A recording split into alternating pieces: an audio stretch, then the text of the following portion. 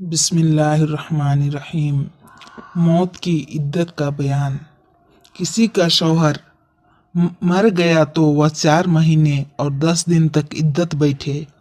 शौहर के मरते वक्त जिस घर में रहा करती थी उसी घर में रहना चाहिए। बाहर निकलना दुरुस्त नहीं। अलबत्ता अगर कोई गरीब औरत है जिसके पास गुजारे के मुआफिक खर्च नहीं, उसने खाना पकाने वगैरह की नौकरी कर ली, उसको जाना और निकलना दुरुस्त है।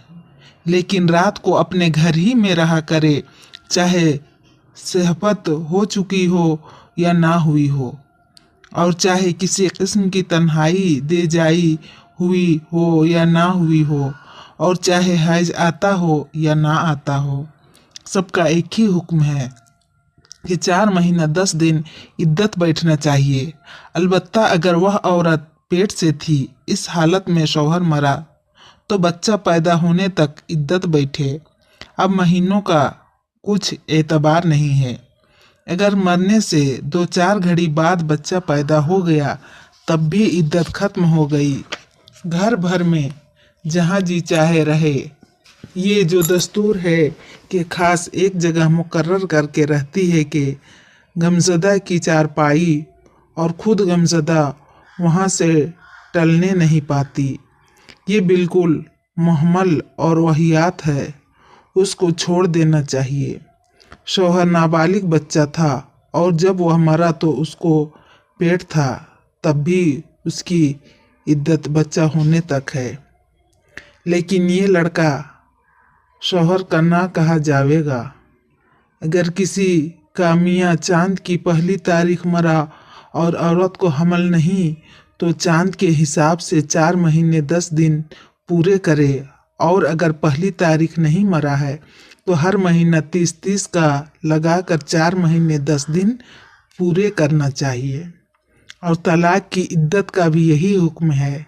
अगर हैज ना आता, न पेट से है और न चांद की पहली तारीख, तलाक मिल गई तो चांद के हिसाब से 3 महीने पूरे कर ले, चाहे 29 का चांद हो या 30 का। और अगर पहली तारीख तलाक नहीं मिली तो हर महीने 30-30 दिन का लगाकर 3 महीने पूरे करे। किसी ने बेकायदा निकाह किया था, जैसे बेगवाहों के निकाह कर लिया या बहनों से निकाह हो गया और उसकी बहन भी अब तक उसके निकाह में है, फिर वह शौहर मर गया, तो ऐसी औरत जिसका निकाह सही नहीं हुआ, मर्द के मरने से 4 महीने 10 दिन इद्दत ना बैठे, बल्कि 3 हैज तक इद्दत बैठे। हैज ना आता हो तो 3 महीने, और हमल से हो तो बच्चा होने तक बैठे। किसी ने अपनी बीमारी में तलाक बैन दे दी और तलाक की इद्दत अभी पूरी ना होने पाई थी कि वह मर गया, तो देखो तलाक की इद्दत बैठने में ज़्यादा दिन लगेंगे या मौत की इद्दत पूरी करने में? जिस इद्दत में ज़्यादा दिन लगेंगे वह इद्दत पूरी करे। और अगर बीमारी में तलाक रजई दे दी और अभी इद्दत तलाक की ना गुजरी थी कि शौहर मर गया, तो उस औरत पर वफ़ात की इद्दत लाजिम है।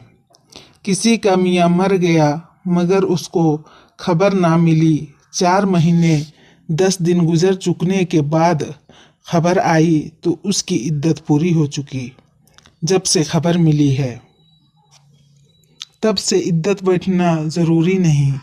इसी तरह अगर शौहर ने तलाक दे दी मगर उसको ना मालूम हुआ, बहुत दिनों के बाद खबर मिली, जितनी इद्दत उसके ज़िम्मा वाजिब थी वह खबर मिलने से पहले ही गुजर चुकी, तो उसकी भी इद्दत पूरी हो गई। अब इद्दत बैठना वाजिब नहीं।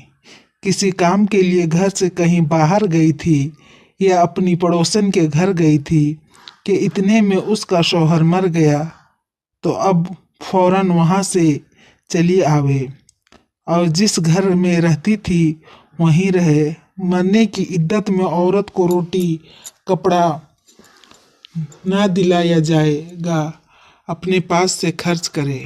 बाद जगह दस्तूर है कि मियाँ के मरने के बाद साल भर तक इद्दत के तौर पर बैठी रहती है। ये बिल्कुल हराम है।